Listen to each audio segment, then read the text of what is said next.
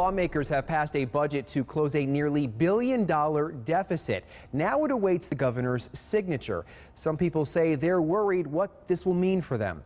News 8's Josh Scheinblum talked to some of those who have concerns. He joins us live now from News 8 Control with the very latest. Josh. Brian, as the budget heads to the governor's desk for his signature, some consumers and business owners alike say they're concerned fixing the state's bottom line may come at the expense of their own.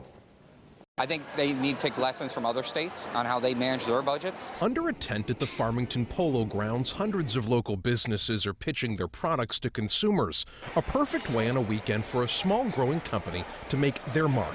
That is, if they can get shoppers to part with their money. It's going to be very tough for the businesses. I think there's going to be a trickle-down effect. Because what's going to happen is consumers and families are going to, like I said, choose not to go and spend that day. There's something else on the minds of many here if you can't tell, other than just what's being sold. Some are also contemplating what the state's newly passed budget could mean for them. I think that any other kind of expenses added from the state definitely don't help. Among them is Danielle Kinsey. She runs and owns a company based out of Killingworth. Her concern is that in the new legislation are taxes that could hurt her bottom line. We try to keep our prices as low as possible because we truly love doing what we do, but keeping things reasonable and being able to keep our prices low enough to stay in business and, on top of all these extra charges is definitely difficult. But the taxes don't need to be on businesses directly for them to feel the pinch. Just ask Diana Cesaro, who owns a clothing business in Avon.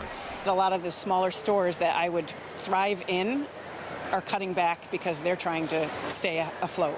Cesaro is worried that if her customers themselves are taxed more, then they'll be less inclined to spend.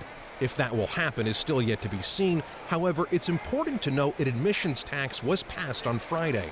We're trying to make ends meet, and still make a profit for ourselves, but then you have the taxes on top of that. That law would allow cities to tack on a 5% tax on top of the state's 10% tax on tickets for shows like concerts and movies. Cesaro thinks what legislators should be doing is lowering taxes instead of finding ways for them to go up. Lower taxes bring more business in. If you'd like to check out the event we went to today, it's called the Made in Connecticut Expo. It will kick off again tomorrow morning at 11 o'clock. For now, we're live in News 8 Control, Josh Scheinblum, News 8.